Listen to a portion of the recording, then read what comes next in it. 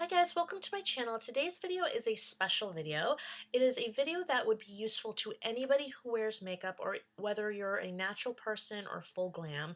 However, I did make it specifically for my friends who are sort of mid-30s onwards. So whether you're 30s, 40s, 50s, 60s, 70s, 80s, 90s, or in your hundreds if you should be so lucky, these tips are going to be especially useful to you. That being said, I think they work for absolutely anybody that wears even a little bit of makeup.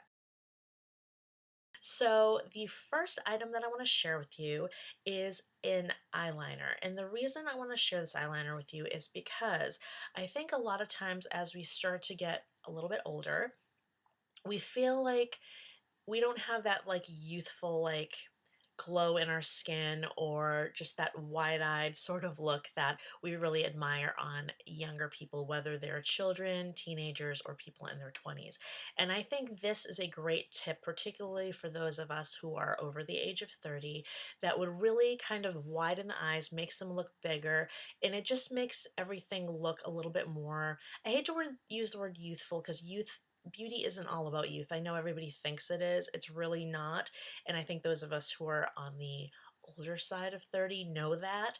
However, there is something to be said for that sort of glow or that wide-eyed look that a lot of younger folks have. And I think using this item, which is a nude colored eyeliner, really makes a difference. Now, the way you use this is you pretty much just put it on the waterline. So I'm going to put it on right now because I actually don't have any on at the moment. So I'm just going to scooch into my mirror awkwardly. Give me 1 second.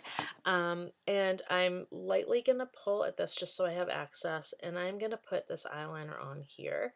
And in person, I can totally see the look. I don't know if you can see it as well on this camera, but I think you can. I think you can see that it's on there. And I'm going to put it on the other eye now. And this just really opens up the eye and makes it look wider, but it's in a much more natural way than a lot of the other tricks that you can do.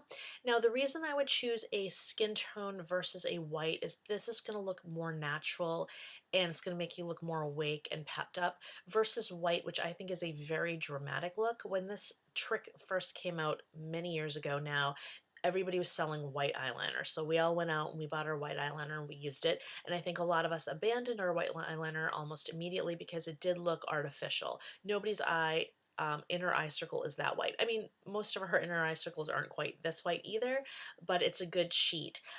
So you could use white and you might find that it looks nicer on you. And maybe if you have really, really, really fair skin, that might actually work better for you than for most of us, but I think for most of us the skin tone works. Now, you can use any brand. It's pretty much finding one that works well on your waterline.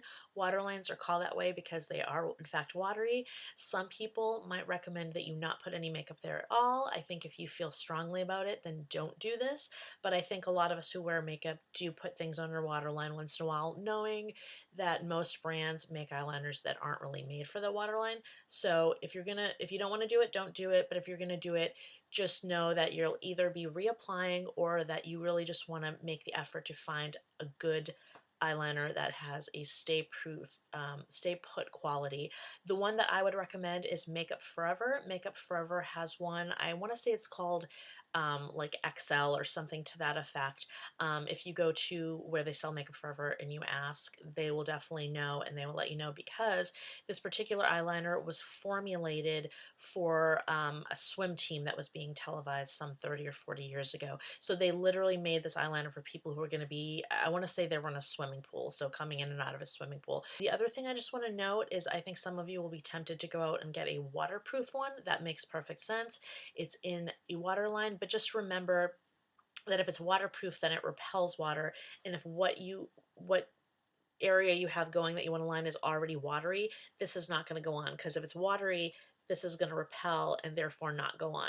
So really you just kind of want the area to be dry before you put it on so that it will stay on and then it will be waterproof to any water that comes on afterwards. I think that's something that people get confused about. Sometimes they get a waterproof item and they go, oh, but it's supposed to be waterproof and it didn't work. But again, waterproof things repel water. So if you're putting it on something that's super watery, it's not going to work. So dry area, put this on. If you're using the Makeup Forever one, you probably won't have to reapply. And if you're using other ones, just make sure you use one that works well or just own the fact that you're going to do it again and again. So this is a great trick for everybody. Gives a widened eye look. The skin tone works better because it's natural. If you're doing a dramatic look, something super glam or something more costumey, you might very well like the white eyeliner. I have them for that, but I never use them for this type of thing. Always skin tone. And for the record, in this case, skin tone is pretty much this skin tone, not necessarily my natural skin tone or anybody who's deeper. This particular skin tone, I think this works better, but try everything until you find one that works for you. I think you're really gonna like this tip. The second tip I have is for people who are over 35. I think sometimes we're starting to lose the elasticity in our skin. Sometimes products sit a little bit differently on our skin. If you're like me and if your skin is dry, then it's sort of like double that problem. And I found that a great trick that works is to use a blush, and I have a palette here. This is an older product that it barely exists, but I have seen it in some places, and this is a gel blush. So cream and gel type blushes, I think, work beautifully on people who are sort of over their 30s. Your skin could be dry, oily, combination normal. It doesn't really matter. I just think that as you get older, you lose some of that you have in your skin when you're more youthful. And I'm finding that the older I get, the more I'm loving cream and gel blushes. So the reason I like them is because powdery things, even if it's a well-made one and a really hydrating one, you still have those days where it might very well just sit on your skin or just kind of show the fact that you're a couple years older than you used to be. And what I like about these is I find that if you're wearing foundation, they really just kind of work into your foundation. You can make them as natural or as garish as you want, just like any other blush. But if you go in with a wet beauty blender, this one's dry, but if you go in wet, mine's a little stained because I haven't watched it yet.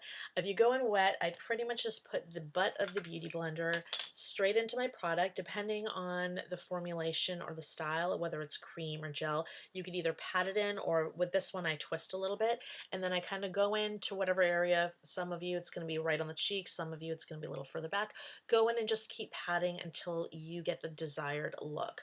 Not only does it look nicer on older skin, but it also, I find if you don't go too heavy with it, it actually blends so much nicer and so much more naturally than powder blush does. And I'm a fan of powder blush, so I'm not knocking powder blush at all. I just really have embraced the gel and cream varieties because I think they look so much nicer. And if you're having a bad skin day, like if your skin's just not doing what you want it to do and your makeup's not behaving the way it normally would, I think you're really, really gonna like this.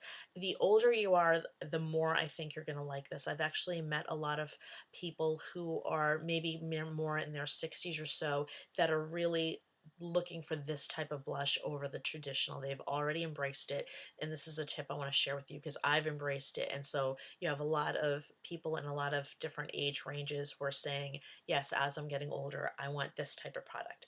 I will say one thing. I have had a really hard time finding these. It's not that they don't exist, but I don't think they're as popular right now. So it's not that you're necessarily going to be able to find them all that easily, but I know that, like, for example, Tarte made this great palette. I bought it maybe 2 or 3 weeks ago. It's already like discontinued. So if you find it, it will be in the sale section. If you find it, I highly recommend it because it's dirt cheap, and it had two, four, five colors and a highlighter in the middle. I use 4 of the colors. One of them is just way too dark and I look cuckoo when I wear it. But the other 4 I love. They're more kind of neutral, natural type of colors, nudes basically. The Josie Maran one, if you can find it, again, I don't, technically it doesn't exist anymore, but I just saw it in a kit somewhere. Some company that had like a little a value package for Josie Maran, they still had one. Worth it. I know Tarte makes 2 that are on a stick. Still worth it. I would just go in with my beauty blender and dab. I personally don't ever do this because I think for me, I'm asking for trouble if I do it that way. I know Stila has a couple, and Too Faced has a couple that are sort of cream to powder. I think they're beautiful. I love them. But if you're going for a gel cream look, you might want to avoid those and go more for the Stila. NARS also has a couple. So basically, back in the day, I remember a lot of people had the cream stick blushes. I think they were much bigger, maybe like in the 80s or so. Whether you have it on a stick or in a palette or in a little pot, go ahead and try it. I think you're really going to like it. Just make sure you blend, blend, blend like you would with anything else. And again, my favorite tool for that is a wet beauty blender or your fingers, because with your fingers you have the warmth of your hand and you can really just pat it in there naturally. My last tip is this product right here. Now I have the palette and this is from Hourglass, but they actually have individual pans that are about this big. And basically what these are powders. They're not really setting powders, they're more like finishing powders, and they basically each have a different effect on them. Now the way Hourglass works is, I'll read the three that I have in this particular palette. One is a dim light, one is incandescent, and one is radiant. So basically they're mimicking different kinds of sunlight or light that you would get from a candle or light that you would get from maybe a lamp or something to that effect. And they have a different effect, each of them. In theory, anybody can use any of the tones. In reality, I would say that I always try to stick within my skin tone range or close to it, because I do find that if you're of a deeper skin tone, sometimes lighter things will sit on your skin in a white cast sort of way, and that's not what you're going for here. And also, if you are fairer and you go for one that's a little bit deeper, it might look a little bit more bronzy, which is also not necessarily what you're going for with this particular technique. Those are things you can totally do if you're going for a look, but at least the bronzy one. But that's not what we're going for here. What we're going for here is to use a powder. In this case, sometimes I use all three. Sometimes I use the one that's closer to my skin tone. I can actually use all three of them individually because they're all close enough. But you basically take this when your makeup is done, after you put on your setting powder, you just you can put this everywhere, or you can concentrate up in this area or where the light would hit you naturally. And what it does is it blurs out everything, and it kind of tricks the eye into thinking that some of your fine lines are not actually there, and it definitely gives more of a youthful look. Again, I hate using the word youthful because youth isn't the beginning and end of beauty, but I think that we all have those days where we look in the mirror and we're like, when did that happen? Like, what's going on there? So if you're having one of those days, I think you're really gonna like this product. Even if you're not having one of those days, and if you happen to be one of the people who's in your teens and 20s watching this, this is still a beautiful product. All three of them are. Just to give you a really nice look. Again, it just tricks the eye, and I call it like magical powder because it just gives this sort of look that just takes your makeup to another level. I've had days where I just slapped on makeup and I liked it. It looked fine, but it wasn't anything special. And then I put this powder on, again, fluffy brush, lightly dusted, and all of a sudden my makeup looks really, really good. So I'm a huge fan of this, but particularly for the 35 and older sect. One last thing I want to say, the ideal use, I think, for the Hourglass powder, I think, is a fluffy brush, the same kind of brush you would use for a setting powder. I will also say that I sometimes cheat and I use this as a setting powder. It's not actually a setting powder. It is a finishing powder. Finishing powders do special things. Setting powders set makeup. However, because I have dry skin and because theoretically I probably shouldn't be using setting powder, but I insist because A, it sets my makeup, and B, it makes anything that I put, anything powdery that I put on over work better, which is why I personally think everybody should use a setting powder or cheat and use one of these type of powders instead, because when you have a wet foundation, if you're going liquid and you put a dry blush or a dry bronzer or a dry highlighter on, it can and sometimes does stick into your makeup, and it makes it hard to blend, and it looks terrible on me. So I just always use a setting powder. If I don't want to use a setting powder on a particular day, I cheat and use this instead, and it works for me just fine. And then if I did want to put something over it, I could. This is usually my last step, but like I said, when I cheat and use it as a setting powder, I can kind of do that in reverse. Use this first and then put a powder blush, powder bronzer, powder highlighter, powder whatever I want. So anyhow, those were my three items. There was a nude color eyeliner. There is a liquid blush, or basically not so much a liquid blush, but you could use a liquid blush, a gel blush, a cream blush, one of the ones that's in the stick, which is basically usually kind of like a gel type of consistency. And then the Hourglass finishing powder that has the kind of luminosity and eye tricking abilities that makes your skin look absolutely stunning. I hope you enjoyed this video. If you did, please give it a thumbs up and please subscribe to my channel. I make videos regularly for everybody, and occasionally I will be making special videos for certain groups of people that I think would enjoy certain products more than others, like this video today. Please leave your comments below and your thoughts on any of these. I would love to know if you've actually worked with cream or gel or liquid blushes and how you feel about them. I'll be honest, I was super intimidated when I first got this. I didn't even use it. Like, I think this sat in my drawer for a year unopened before I even bothered to open it. And once I started using it, I actually find it's way, way, way, way, way easier than even powder blush. I think it's like the greatest thing. I'm really bummed that that particular one isn't being made anymore. It was perfect in every way. So anyhow, thank you again. Please subscribe. Please click the like button, and I hope to spend more time with you again soon. Take care.